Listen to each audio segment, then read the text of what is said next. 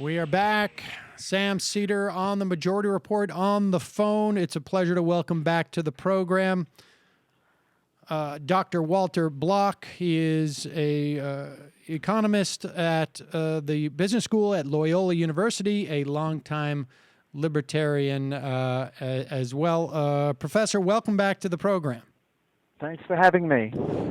Now, just to catch up new listeners to this program, we had a debate. I guess now it was back in May of last year, and I want to just clear the air of one thing, and that was that I think at the time you felt that I didn't quite give you as much time or I wasn't quite fair with doling out the time, I guess, in the context of our debate / interview conversation. And I just wanted to say that one of our listeners, whose handle is Fred at Conn College, who I think we actually may get as an intern, did a breakdown of our of a comparative analysis of talking times during our debate from that day, and we've linked to it on the site. But I think you'll find that you did okay, and I hope to provide a similar breakdown this time. I really have no problem. If I thought I was being treated vastly unfairly, I wouldn't be back on your program. So I guess my own comfort level is, more formal. You get 5 minutes, I get 5 minutes, you get 3 minutes, I get 3 minutes. But I'm happy to have a conversation with you. And in retrospect, I don't think I was really dealt with unfairly. And as I say, if I really thought that, I wouldn't be here now. So no problem. Great. I'm glad that was your feeling. Now, I want to start off with a question that has actually been posed by a listener of this program who calls in quite a bit, and he is a bit of a self-identified libertarian. And he had a question for you, which I thought was a good way to start off, just so that, because one of the challenges I've had with taking phone calls from libertarians is that maybe every is an exaggeration, but nearly all libertarians who call into this program say that the other libertarians who have called into this program are not really libertarians. And so the question that he poses is, what's the difference between consequentialist and deontological libertarianism, and which one are you? Right. The joke among libertarian circles is if you get 10 libertarians in a room on any given issue, you'll have 11 different opinions. Another one is organized libertarians, sort of like herding cats. It can't be done. I'm a professor. I'm never supposed to answer questions exactly or on point, so let me deviate a little bit from your question, although I will answer it. There are 4 kinds of libertarians in my view. And deontological versus utilitarian or consequentialist is sort of a different dimension of distinction between libertarians. The main differences, as I see it, between libertarians is there are 4. The first one is anarcho-capitalist, of which I'm one, and we say that the essence of libertarianism is the non-aggression principle. Keep your mitts to yourself. Don't invade or aggress against anyone else. And since the government necessarily does it, we're all anarchists. The second group, and I guess the most famous people there would be Murray Rothbard. The second group would be minarchists, minimal government libertarians, and the most famous people there would be Ayn Rand and Robert Nozick, and they also adhere to the non-aggression principle, as do all libertarians, but I don't think they're as logically consistent. And what they say is that we should have minimal government, and the government should just have armies to keep foreign bad guys off of us, police to keep local bad guys off of us, and courts to determine who the good guys and the bad guys are. The third group, and I'm in descending order in terms of purity in my view, the third one would be constitutionalist libertarians like Ron Paul, who believe in the U.S. Constitution, and I would even include Rand Paul in this too. And pretty much anything the Constitution says is what libertarianism is all about.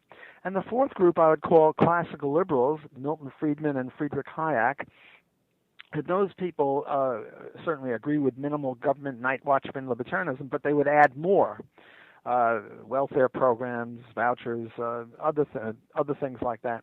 So that would be the four breakdowns. So if you heard from any one of those four, the other three would say, well, he's not really a libertarian.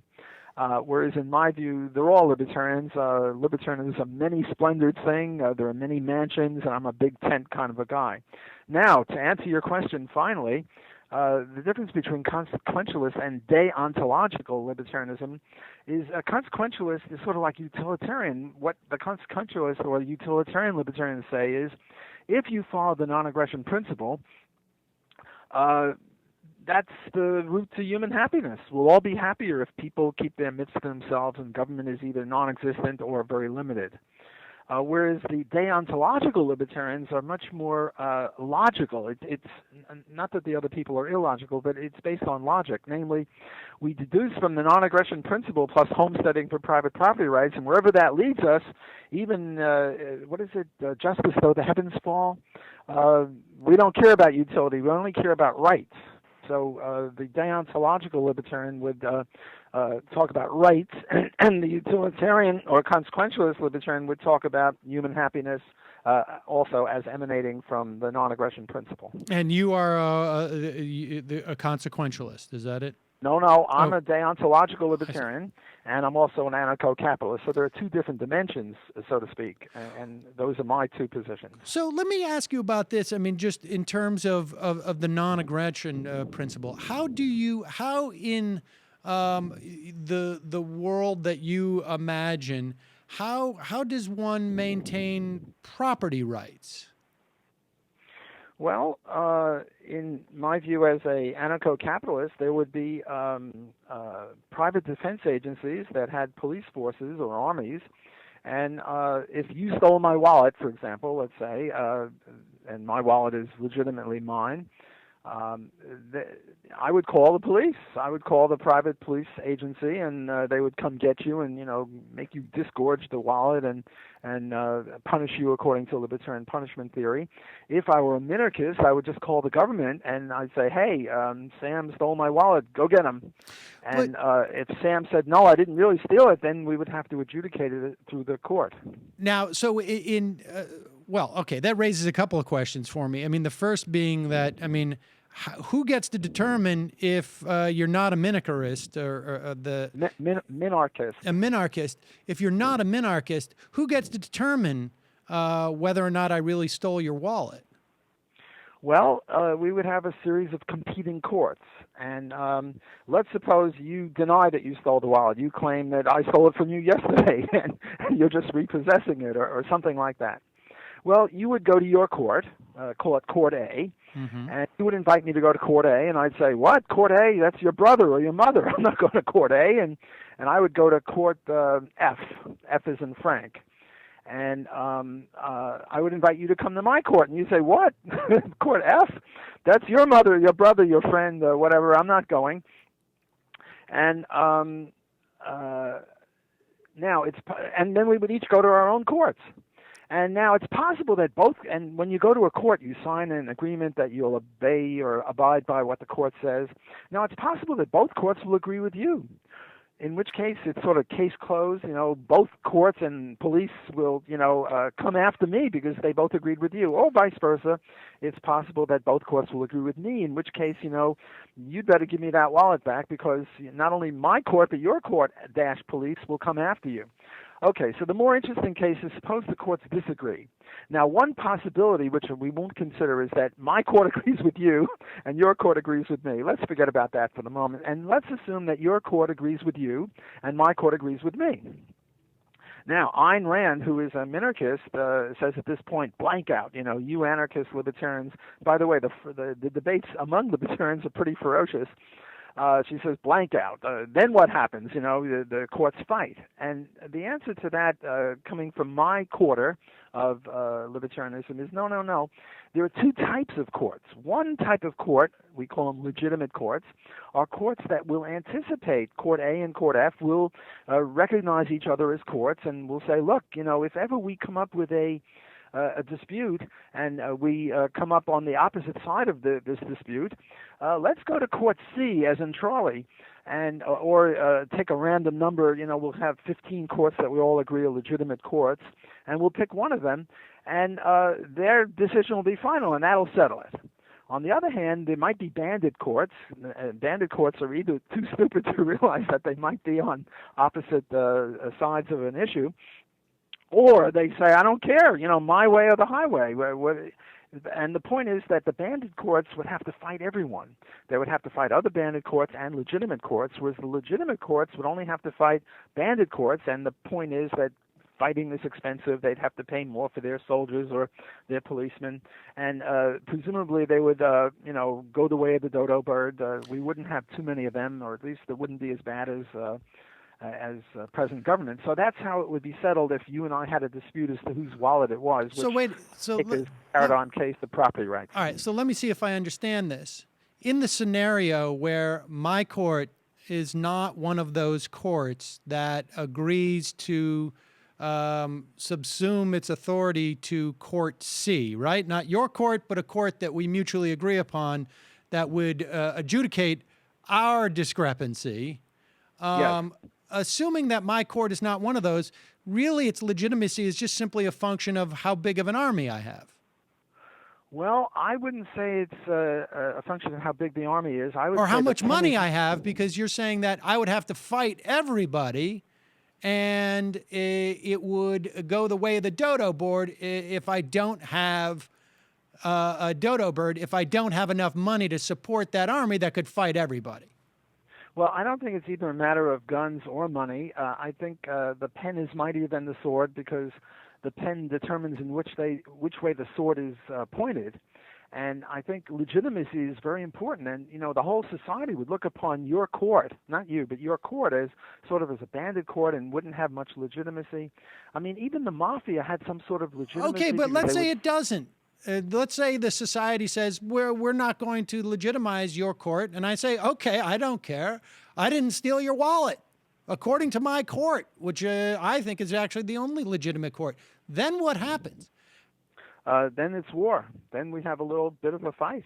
So, I mean, I guess for me, what you're outlining is sort of like feudalism to me, right? I mean, and even before we get to that point, what's interesting to me is this notion of like, just the idea that you could, we call it a wallet, but let's say that, a house.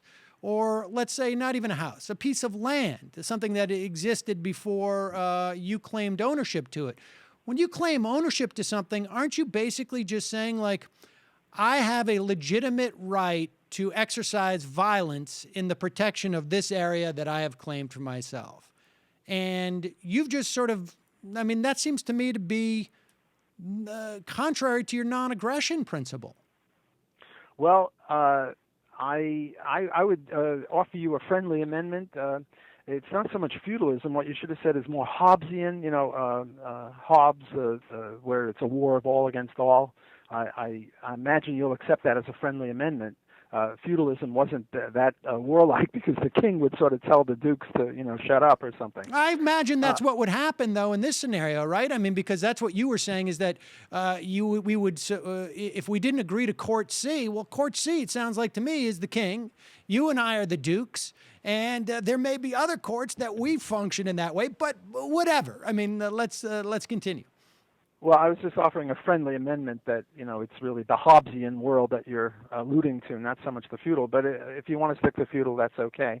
And also, I agree with you. It doesn't really matter whether it's a wallet or a house or land or anything. I was just using as a wallet as a paradigm case of property that people could dispute over.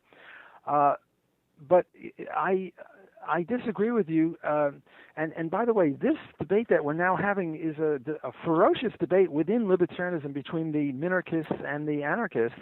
And you are taking the minarchist point of view, and I will now take the anarchist point of view and say, look, the logical implication of your minarchist libertarian view, I'm glad I've converted you to minarchist libertarianism. I'm just kidding.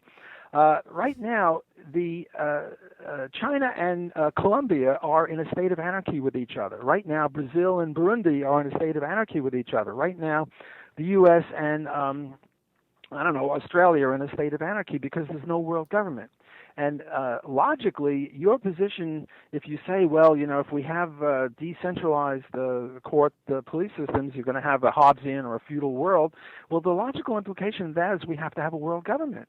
Because if you're afraid that Court A and F will not abide by Court C, and each one will say my way or the highway, or I'm right and the hell with you, well then we really need a world government, because right now there's anarchy between about 250 countries, and yet of course there's a problem with world government, namely look, we're both Jewish. And we know that the Jews are wandering Jews. We wander from one place to another because, one dictator doesn't like us much. At least we go somewhere else. A Hitler arises, or what's happening in France arises, and we go to Israel or the United States or somewhere else. But if there were one world government, and China and India, if it was democratic, those two countries would have a big say, and there'd be no place for us Jews to go to. So, and I don't mean to make it just a Jewish thing, but anyone who is on the outs from the powers that be likes the fact that we have a little bit of decentralization. Whereas you minarchist libertarians, Sam, are logically implied to favor world government, and I think that's a problem. Well, I mean. I don't know that you've really addressed what I said. I mean, there are. I think the world is better off for having the UN. I think that there is. I wouldn't mind actually, and I don't have a problem with the series of sort of, I guess, of treaties and regimes that we have in the context of those regimes. They're not as enforceable, and then sometimes they do lead to war, and I do think that's problematic. But, things like the Nuclear Non-Proliferation Treaty, I agree. There's only so much that in the context of international relations that we can, when we're talking about major countries, that we can really create a regime that functions, and I think we're doing our best. But that doesn't really, that doesn't address the idea of property as it speaks now. I mean, when you have the ability, and in fact, look, that's when it is the notion of property and national boundaries, I agree on some level, is completely arbitrary, right? And it just so happens that's where the Chinese have enforced it through weapons, and same with the United States, I guess, too. But that doesn't address my question. How does the non-aggression principle reconcile itself with the idea that you can claim ownership of something? Because it is only that ownership, that property right that you exercise, is simply basically your way of saying, I have the ability to be aggressive if you attempt to take what I have decided is mine. Well, you're sort of, I think, veering dangerously close to the argument of might makes right, and accusing me of favoring that view, that might makes right. But I don't uphold that view. My view is that there's justice and there's right, and sometimes justice and righteousness lose out in the war. I mean, sometimes the bad guys win, unhappily. So I don't think that might makes right. I think where do property rights come from is really what I'm asking, I think. And how does that not involve aggression? Well, you have to distinguish between violence and aggression, or violence and invasive aggression. I mean, libertarians are not pacifists. We don't believe, well, some might be pacifists, but you need not be a pacifist to be a libertarian. You can believe in self-defense or other defense. If I come after you with a knife, you have a right to shoot me because I'm violating your property rights in your person. Well, wait a second. That's what's interesting to me, is that your personal integrity is a property right. That seems to me to be fairly arbitrary. I mean, if I take a knife, let's say, and walk onto your property and stab your ground, I don't think that that is the same as coming at you as a human being. But it seems like you're saying that those are the same things. Well, I wouldn't say they're the same. I would say that they're both property rights. One is a much more important property right of mine, me, my body. And if you put a knife into my body, you're really violating a very, very important piece of my property right. On the other hand, if you just step on my lawn and maybe throw a knife into my lawn, well, yeah, I think you've also violated my property rights, but a much less important property right of mine. Well, let me ask you this: we all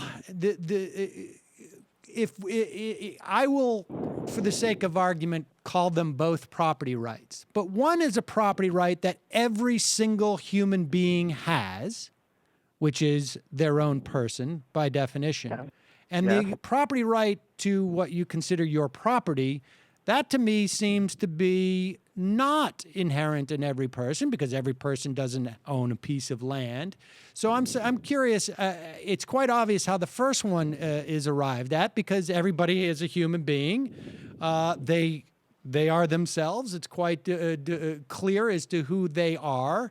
But how is it that you establish that you own this land without it being a function of violence? Okay, well, let me answer it in this way, and I think that's a very important question. First, I don't know if it's a concession or not on your part. I think maybe it's not, but it's a very important point that you made, that we each own ourselves, because there are people who deny this. For example, the Nazis denied that Jews and gays and Romani and blacks and non-Aryans really own themselves. And the issue of slavery, there were some people who said that other people really don't own themselves, but we own them. And in the case of rape. The rapist, in effect, is saying to the rape victim, you don't really own, or at least all the property rights in your person. I own some of them, namely the right to abuse you in this sexual way. So that's a very important point. And from this, libertarians would deduce that slavery is an abomination, that kidnapping is an abomination, that rape is an abomination. But the point is that I have a right to self-defense. So again, I'm making you the bad guy. I hope you don't mind. First, I accused you of stealing my wallet. Now I'll accuse you of coming at me with a knife, as I did before. Now, if you come at me with a knife with the intent to stab me, you're in effect saying that I don't have a right to exist, namely that you own me, in effect, that you can determine what happens to me. And I can use violence. So libertarians are not against violence. I can use violence to ward off your attack. And so therefore, property rights imply violence, not only property rights in land and in wallets and in houses, but even in persons. Namely, suppose that there's this African guy and there's this white person who wants to enslave him and bring him to the United States. They're both using violence, only I would say one is using justified violence, namely defensive violence, and the other is using aggressive violence. And libertarians are only against aggressive violence. So that would be one point. The other point is, well, how do you get to own non-person property or non-human property? And here libertarians pretty much rely on John Locke, another famous philosopher, along with Hobbes. And what Locke said is, if you mix your labor with the land, you sort of imprint your personality on the land. So you go out to, and you sort of homestead and you put in a crop and you take care of the land. You knock down a few trees, you get rid of a few rocks, and you put in a cornfield or something. Well, then you own that land. That would be the libertarian defense of that. Well, okay. There's a couple things that stick out. One is, I think that from my perspective, calling one's personhood property is really sort of a semantics game that I think falls apart when you talk about like my right to exist. Because when I trespass on your property, from your perspective, I'm not questioning the right of that piece of land to exist. I'm just questioning your dominance over that land, which is clearly not a part of you. But how is it, if it's simply just a question of when you mix your labor with that property, it becomes yours, does that mean that if someone, I guess, inherits it, or if someone just, just doesn't do anything with the property, then there's no property right vested in it? Well, no, I would say that Robert Nozick is sort of my guru or my mentor on this one. He talks about legitimate title transfers to property, and he says that any voluntary transfer is legitimate. For example, I put in this corn crop, and you domesticate a cow, and you capture the cow and you domesticate the cow, and now you get some milk out of the cow. And now what happens, I trade you some corn for some milk, and now I own the milk even though I didn't produce it, and you own the corn even though you didn't produce that. And yet I would say, along with Nozick and every other libertarian, that I now have a legitimate title to the milk because I can trace it back to an agreement with you to trade, have this barter, and also to original homesteading. Namely, you're the legitimate owner of the milk because you domesticated the cow, and I'm the legitimate owner of the corn because I, homesteaded the cornfield. So that would be one legitimate title transfer trade. Another one would be gifts. I give some corn to you as a birthday present. Or I give my son the cornfield as inheritance. That's just a gift after death or a gift as you're passing away. Or gambling. I bet you on the Super Bowl and I lose and you get some corn. I bet you some corn against some milk. And that would be another legitimate title transfer. But the point is, suppose I now, homestead the cornfield, and then I go away for a year or so. Do I have to keep homesteading it? And that's a debate among libertarians. And in my view, is once you own it, period. And there's a very technical issue. Well, suppose you go away for 50 years, then, do you give up ownership? And I would say that's a very esoteric point among libertarians. But you can have, absentee landlords or absentee landowners. In other words, I now I homestead the cornfield, and now what I do is I rent it out to you. You're my farmer person. I make an arrangement with you. I'll let you you put the corn in. It's my field, but you put the corn in and you give me half the crop or something like that. You're a sharecropper. That would be a legitimate Professor, contract. according to what you're saying, that the vast swaths of this country are illegitimately considered property. Do you want to elaborate a little bit on that? Well, the Native Americans. Yes. Yes, Native. Now you've elaborated enough. You've said Native And Americans. I would also argue that, when we're talking, I guess, accordingly, if we're using illegitimate labor, i.e. slaves, to homestead property, that also seems to be questionable. Oh, I wouldn't say questionable. I would say very unjustified. In terms of property. Yes, very unjustified. Now, I've had a debate with I forget the guy's name. A Jewish guy, a Second Thoughts guy. Do you know who that is? No. It's right at the tip of my tongue. I can't. Horowitz. I forget his first name. It has to do with reparations to black people for slavery. Now, in my view, and I think most libertarians would agree with me, and I think you would probably agree with me on property rights, what should have happened in 1865 is that they should have declared slavery ex post facto illegal, just as we did in Nuremberg trials. We should have made those slave owners slaves of the slaves, but they've escaped our justice because we can't go back to 1865. But what should have happened with those big plantations? Well, if there were 500 slaves on plantation X in South Carolina somewhere, what should have happened is that the 5,000 acres should have been divided up into 500 plots, and each slave should have got 10 acres or whatever the numbers come out. Instead, that plantation went to the slave owner's son. Right. And now in South Carolina, there's some, let's say it hasn't been sold, there's some great-great-grandson of the slave owner, a white guy, who owns that plantation. And I would say that the great-grandchildren, some guy, a black guy, say, living in Harlem, who was the grandson of the slave,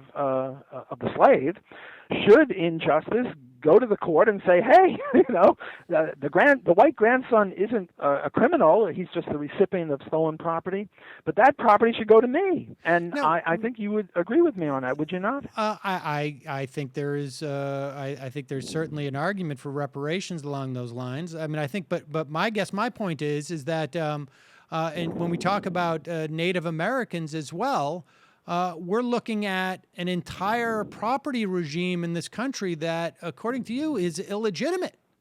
Yes, well, it's the same principle, only there's some slight difference because when the white man came to North America, the estimates are that there were about 2 million native Indians or native persons.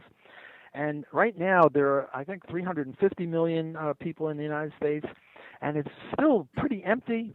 The point I mean, if you take a plane, well, but I mean, we've already determined, right, that if you planted something on that soil, you own it, and so it's not even just actually living there. It sounds like anything that you've done to alter it creates your property, and it seems to me like everything that we have in terms of property rights in this country is illegitimate. I suppose it's possible that a small percentage of the property rights in this country are legitimate, I suppose. But it seems to me that that opens up a whole nother sort of like argument that like we could empower our government today to involve in all sorts of takings of that property in one form or another because none of those property rights are actually legitimate in any fashion. Well, I think you've got a very good attempt at a reductio ad absurdum of my principle, and I applaud you for it. And there are libertarians who take that exact view, but I beg to differ. Well, show me how, what breaks down in my reductio ad absurdum? Reductio ad absurdum. Sorry. No problem. I mispronounce things too. It's just sort a of matter my of numbers. trademark. Right. Okay. Well, all geniuses do this. No problem. I think that in logic, you're impeccable. You're absolutely right, and I fully agree with you. The only problem, the only caveat I have with your reductio ad absurdum is just the numbers. And I was starting in to respond to that. And the point I'm making now is right now there are 350 roughly million Americans. And if you take a plane from, I don't know, St. Louis to San Francisco and you go west of the Mississippi and you look down at night, the place is bloody empty. The place is empty. And even east of the Mississippi, it's not all that full. There's plenty of space. Now imagine how, and that's 350 million people, but assuming that when the white man came, there were only 2 million Indians in all of the U.S. Present territory and maybe Canada too, they couldn't occupy anything like 98% of the land. They couldn't have homesteaded all that. So what I would say is, yes, they should have, the typical Indian tribe would have a southern area, say in Arizona, and it'd be, 10 square miles. Well, Professor, forgive me.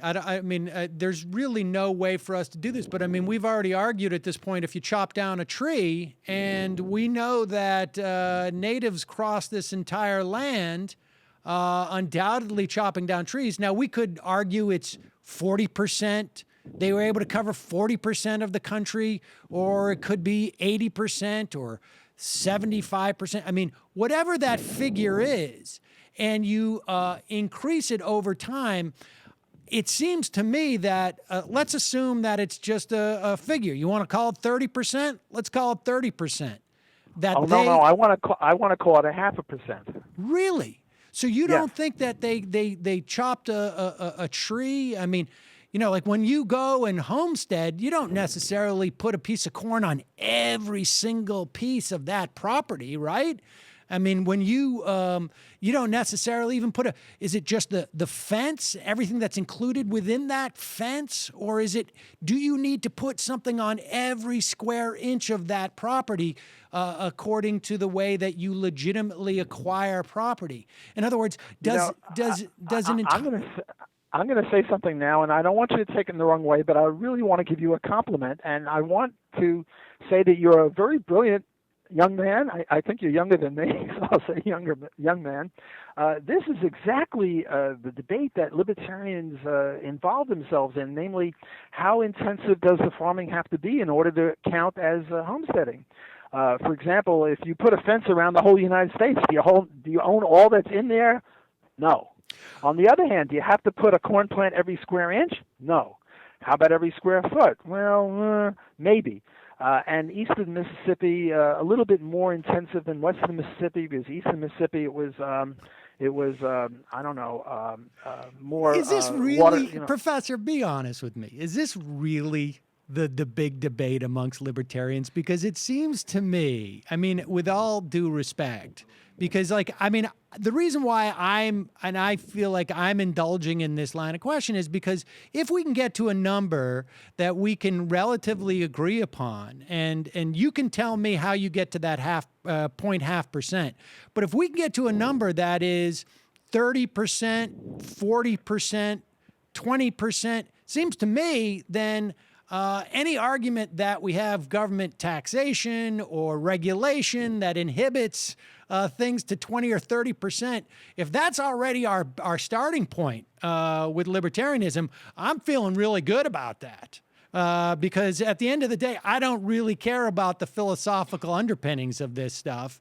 I'm looking for, policies in the real world that I think are good. So if you're going to say it's 0.5%, 2 million based upon 300 million today, I'm just curious, what is it? Where do you fall on that? Is it the fence? Is it every yard you need to have a corn? Do you need to chop a tree every 6 feet or 12 feet? Or how does that work?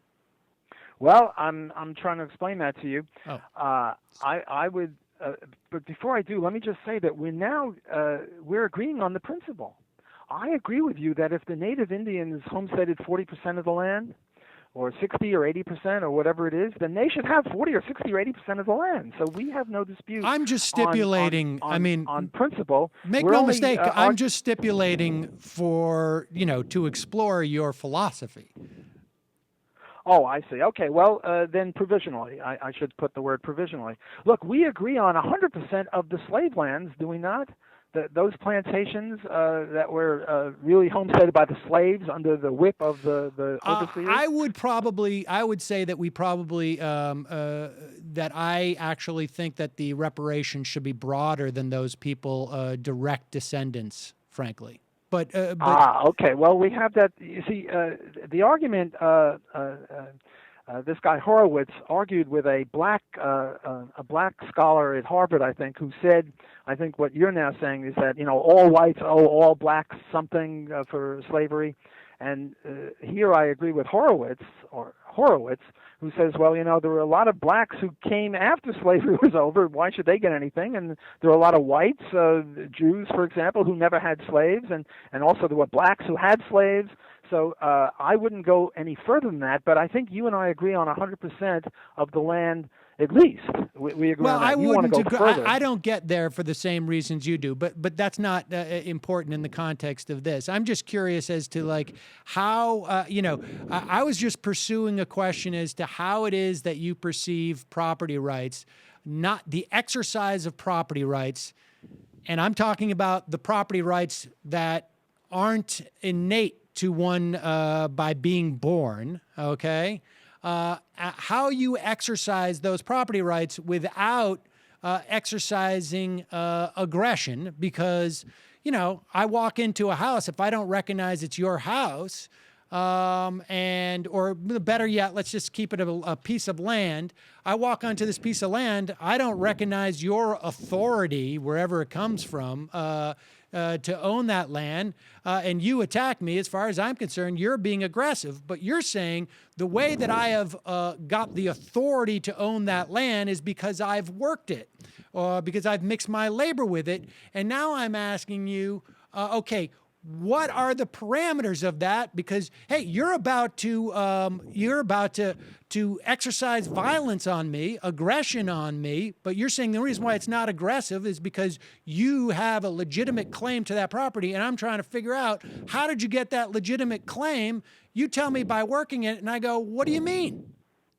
Right. No, it's a fair question. And by the way, how I get the 0.5% is I put 2 million Indians in the numerator, and I put 350 million people in the denominator, and I get 2 over 350, which is, I don't know, 1/3 of a percent or something like that. Just a rough and ready estimate. So it would have been better for the Native Americans to have this conversation 100 years ago. Well, no, even 100 years ago, they never owned more than 2% of anything because there were so few of them, and they couldn't possibly homestead vast areas. But wait a second, your numerator changes, though, right? I mean, 100 years ago. Oh, yes. Oh, Yeah. no. The numerator changes 100. In other words, there were 2 million Indians when we white people. I don't think your ancestors or mine were there then, but when we white people came, there were 2 million. We killed an awful lot of them, so the numerator decreases. But I'm willing to keep the numerator up to as many people as there were before they were slaughtered by the white people. That's mighty white of you, as we would say. So to speak. You should say so to speak. Look, the point is, as to the intensivity or the extensivity of the homesteading, it depends upon the culture. East of the Mississippi, you have to be more intensive. West of the Mississippi, less intensive. When we go to the moon and we start using the Lockean homesteading theory, we would even be less intensive because it's a desert. So you just chop down a tree every 20 feet, or well, there are no trees on the moon. But the point is that east of the Mississippi, you have to plant those corn plants as the way most people plant the corn plants, namely it's based on the culture. And I guess that's every foot or every yard or something like that. Well, what if So the Native American culture was such that, we just walk across it and anything that we can see? Too bad. Too bad on them. That's not libertarian. Anything you can see. Then Columbus, let's say there were no Indians where Columbus was, and he gets up on a big ladder and he sees 100 square miles. Well, if that's his culture, the libertarians would Well, just I'm saying reject if they're the first ones to see it, or Too we bad. use it as part of our. I cut down this tree here so that I can see the valley. Haven't I worked it? Haven't I mixed that that view shed with my labor? No, vision is not good enough to own things. You have to actually mix your labor with the land. But we still are. But and that depends on which side of the Mississippi you're on as to what that is. Well, I mean, this doesn't seem like a system to me. It seems a little bit arbitrary. Well, there's a system here if you look at it more sympathetically. Namely, you look at how the people actually farm. And let's say they come from Ireland, and or Britain or France or wherever, and how do they farm there? Well, they put plants, corn plants every foot. Well, then, given that the eastern Mississippi is sort of like France in terms of having a certain amount of water, well, then you follow that policy. So there is a system, and the system does not allow you to own as far as you can see, and it doesn't allow you to own, you put a corn plant every acre. You put a corn plant every acre, you own the foot around each corn plant, but you don't own the whole acre. So there is a system. I wouldn't say it's arbitrary, but I would say it's a continuous sort of a thing. We have a continuum problem. Let me talk about the continuum problem for a second, if I may. Sure. If you go to bed with a 5-year-old girl, you're guilty of statutory rape, even if she agrees, because we don't think that she is capable of agreement. On the other hand, if you go to bed with a 25-year-old woman and she agrees, we don't think it's statutory rape because we think that the women of 25 years old are perfectly capable of giving consent. Well, what about the 15-year-old girl? Oh, what about the 14 or the 16? Where is the right point to have statutory rape? And the answer coming from me, and I think most people, is it's sort of a continuum. It's arbitrary. If you pick 15 years and 6 months, well, how about 15 years and 7 months? There's no one right answer, and that's the sort of a thing that is occurring in how intensive or extensive does the homesteading have to be. You just can't say, well, it has to be this extensive or it has to be that. But we know that a 5-year-old girl is way over on one side of the line and a 25-year-old girl is way over on the other side of the line, just as we know that if you put one plant every square mile, you're not homesteading, and if you put one plant every foot, then you are. And well, how about every half acre, or how about every quarter acre? It's a continuum problem. There's no right answer, or rather, there's no non-arbitrary answer, but it's not an arbitrary system. I think this gets to the heart of one of the things that I find most problematic about libertarianism is that I agree with you. The where we draw the line in terms of statutory rape is is arbitrary. It's simply in our society, we find it at one point, in another society or at another time, it could be at a different point. It is a determination that is made in many respects by, I guess it is arbitrary and subjective. And that's the thing that I ultimately find about libertarianism, is that at the end of it, once you get down to the basis, someone has decided or someone has decided on what measure arbitrarily or based upon, and by arbitrarily, I'm not saying whimsically, but I'm saying based upon whatever their culture says, that this is going to be the legitimate property right in this instance, or this is going to be the legitimate use of aggression, and it is arbitrary. And despite the fact that libertarians ultimately say this is simply just a logical construct, at one point it's just where a libertarian wants to decide to sort of plant the flag. In this case, this is where we're going to decide property is legitimate. And this is where we're going to decide that the use of force is legitimate.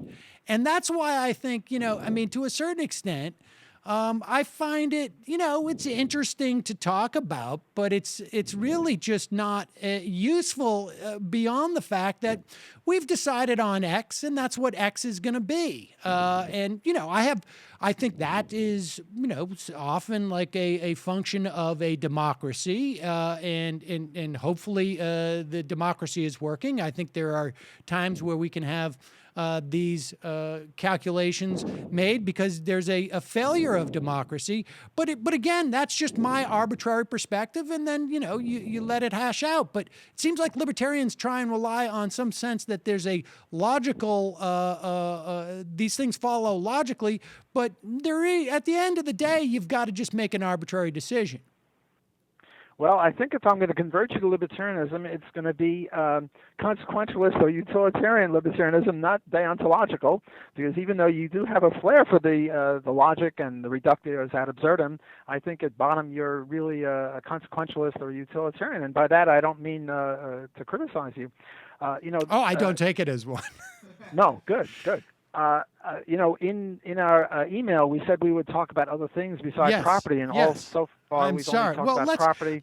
We've only, like we were going to talk about vaccinations or minimum wage or things like that, but we're almost out of time, so we're probably not going to get to that. But I just wanted to say that I hope you invite me back on your program, because most of the interviews I do are with libertarians doing the finer points of libertarianism, and which is roughly what we did today. But I think in future, if we discuss other issues such as vaccinations or minimum wage or whatever, you won't be roughly being so interested in internal libertarian discussions. And another point is, you see, I've been defending the anarchist libertarian position, and you don't much like that. I think if I'm going to convert you to libertarianism, it's going to be as a minarchist, because then minarchists believe in democracy, they believe in national governments, they believe in all these sorts of things, and the solution to how intensive or extensive the homesteading would have to be under the minarchist or the constitutionalist would be, well, the Supreme Court ultimately, or maybe each state court, and I think that would be something you'd be much more comfortable with. Certainly more comfortable than not, but I would even go beyond minikernists to what we needists is what I basically come down to. That's a good one. What we need is. Let's touch on vaccines. It's been in the news. I don't know. I know that in the past that you were an advisor for Congressman Ron Paul. I don't know if you're an advisor to Senator Rand Paul, but he had some comments about vaccines the other day, and I'm curious as to what your perspective is on vaccinations. Well, with all due respect to you, not as a philosopher, but as a radio host, we've only got a few minutes, and that issue is probably worth a whole hour too. But since you ask, I'll give you the 1 minute answer, and that is that among libertarians there's a big dispute. Oh, yes, I am sort of an indirect advisor to Rand Paul as well through one of his top lieutenants. My view is that at least in some cases, now I don't know about measles, it would depend upon the specifics, that it would be justified to compel people to have vaccinations or inoculations or whatever, whereas most libertarians, Rand Paul and Ron Paul and pretty much everyone who writes for LouRockwell.com and whoever writes for Target Liberty, they take a different view than me, and they take the view that it's up to the parent or something like that. Oh, so you do, I mean, and yeah, this is all sort of stipulated on the notion that vaccinations are safe, which, obviously there's some people disagree. I don't, but that vaccinations are safe. So you have no problem. And when you advise Rand Paul on this, or through one of his lieutenants, as you say, is it on libertarian terms, or is it just simply on public policy terms? Both. What is the libertarian terms? Well, the way on vaccinations, you're asking? Yeah. Well, to me, take the case of Typhoid Mary. Now, Typhoid Mary lacked mens rea. Mens rea is like a guilty conscience. She wasn't trying to give people typhoid. She didn't even know she had typhoid, but she was in some sort of restaurant or food bank or whatever, and she was giving people typhoid. So the question is, do we, forget about anarchist libertarianism for the moment, does the government, a legitimate limited government, have the right to go to her and say, look, Typhoid Mary, you are not a murderer, or at least not a first-degree murderer because you lack intent, but you are engaging in manslaughter, and we've got to stop you. Now, you're not guilty, you're not a bad guy, so we're not going to put you in jail. We're going to put you in a nice hotel room or something, or and we'll, feed you and give you a TV set if they had TVs in those days or whatever, and, we'll get you food and clothing or whatever, but you got to stay out of circulation. You've got to be quarantined as long as you have it. Would they be justified in doing that? I would say yes. And I extrapolate from that and say, look, measles, Mary, you now have measles, and there are certain people who can't be inoculated, like pregnant women and babies under the age of 1 year old. And if you, go out into the streets, you're going to give these people measles or mumps or whatever it is, rubella.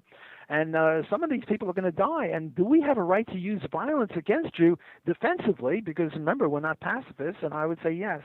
Wow. But well, Sam, Professor, I got to say, I think you and I are in agreement on that, and it really, I think it puts into relief on some level. I mean, because you are by your own accord on the most pure end of the spectrum of libertarians, and it seems to me you're significantly more moderate on this point than Rand Paul.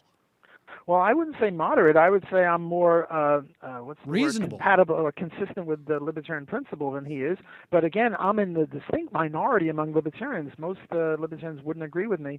But again, I don't say that it's true in the case of measles. I would say if the science were clear, and I'm not scientist enough, but Sam, I got to get off. Oh, yes. Okay. Professor, 1 hour, thank you so much. And as I say, I hope you invite me again because I really enjoyed this, and I'd like to get out and talk to people that don't agree with me also. Well, I appreciate your coming on, and I'm sure we will talk again soon. Great. Have a good day. Bye-bye.